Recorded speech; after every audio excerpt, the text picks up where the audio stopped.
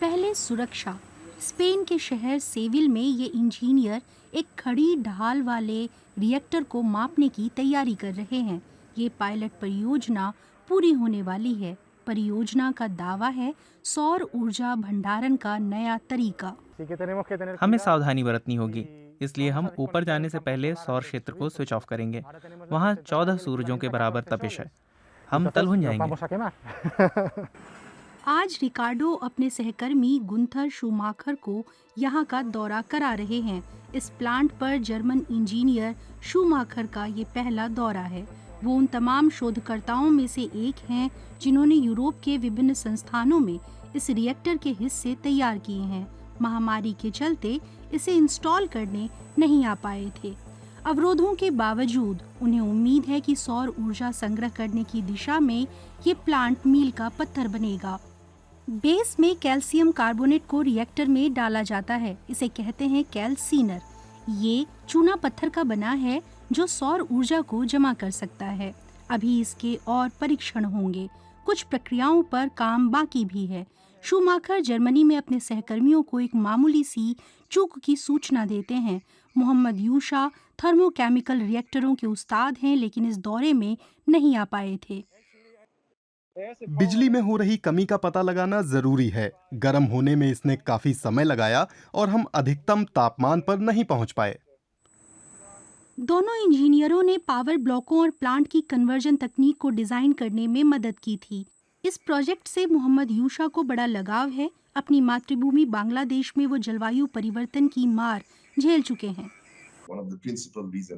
बांग्लादेश छोड़ने की एक प्रमुख वजह यह भी थी कि आप बाहर निकल ही नहीं सकते थे। अब वहाँ बहुत लंबी गर्मियाँ पड़ती हैं। बांग्लादेश में गर्मी का मौसम कभी खत्म नहीं होता। जनवरी में ही शायद थोड़ा नरम पड़ता है, लेकिन सर्दियाँ तो गायब हो चुकी हैं। ये भविष्य दुनिया भर के कई देशों का है। इसी ने मोहम्मद यूशा और उनकी टीम को अक्षय ऊर्जा के टिकाऊ भंडारण विधियों की तलाश की ओर खींचा है। यूरोपीय संघ से आर्थिक मदद से चल रहा ये प्रोजेक्ट रासायनिक प्रतिक्रिया की विधि पर आधारित है। रिएक्टर के शीर्ष पर स्थित आयनों में सौर ऊर्जा पैनलों से जाती है।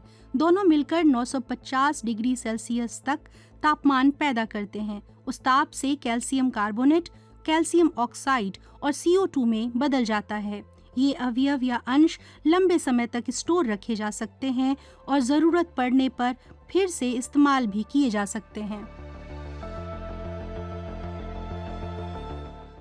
बड़े वैश्विक पैमाने पर ऊर्जा भंडारण प्रणालियां विकसित करने के लिए हमें बहुतायत में स्थिर, नॉन टॉक्सिक और सस्ती सामग्रियों की ज़रूरत पड़ेगी। कैल्शियम कार्बोनेट ये तमाम ज़रूरतें पूरी करता है।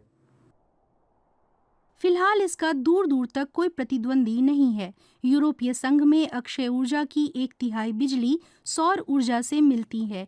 ये एक तेजी से बढ़ता स्रोत है, लेकिन जब धूप चली जाती है तो उसे ज़रूरत के मुताबिक उपलब्ध कराने के लिए शायद ही कोई विकल्प बना है। सबसे प्रचलित समाधान है बैटरी भंडारण। स्पेन की बड़ी ऊर्जा कंपनी इबरड्रोला लिथियम आयन बैटरियों का इस्तेमाल करती है। ये सोलर पार्क और इसका भंडारण सिस्टम हर साल 20,000 घरों को बिजली मुहैया कराएगा और ये 12,000 टन CO2 का उत्सर्जन भी रोकेगा। पार्क का निर्माण आद्रियान बारेस की देखरेख में ही हुआ था। यहाँ जो सिस्टम लगा है उसमें अतिरिक्त बिजली जमा होती है जो ज़रूरत पड़ने पर फिर से ग्रिड में डाली जा सकती है। इन रैकों पर लिथियम बैटरियाँ बंद हैं। हमें अंदर का वीडियो बनाने की अनुमति नहीं थी। 3 घंटों में बैटरियां फुल चार्ज हो जाती हैं जो बाद में इस्तेमाल हो सकती हैं। ये दौर नई भंडारण तकनीकों के विस्तार और खोज का है।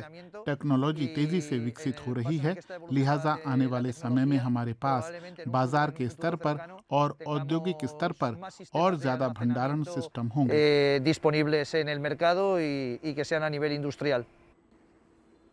बैटरियां सीमित समय तक ऊर्जा जमा रख सकती हैं। वैसे भी दूसरी तकनीकों में लिथियम की काफ़ी मांग है।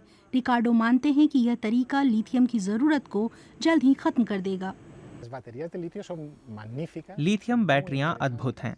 बेशक उनमें बड़ी सामर्थ्य है, उनका प्रदर्शन भी आला दर्जे का है, लेकिन लिथियम एक अत्यधिक सीमित स्रोत है।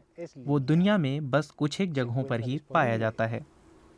solamente en unas regiones muy localizadas. इंजीनियरों की उम्मीद है कि अगले 3 साल में उनकी भंडारण विधि का ट्रायल एक वास्तविक संयंत्र में होगा। कामयाब रही तो उसे बाजार में उतारा जाएगा। जलवायु परिवर्तन के खिलाफ लड़ाई में अक्षय ऊर्जा का भंडारण सबसे अहम कदम है। और समय तेजी से खिसक रहा है। सूरज की शक्ति को समेट सके तो समझिए सफलता का रास्ता पा लिया।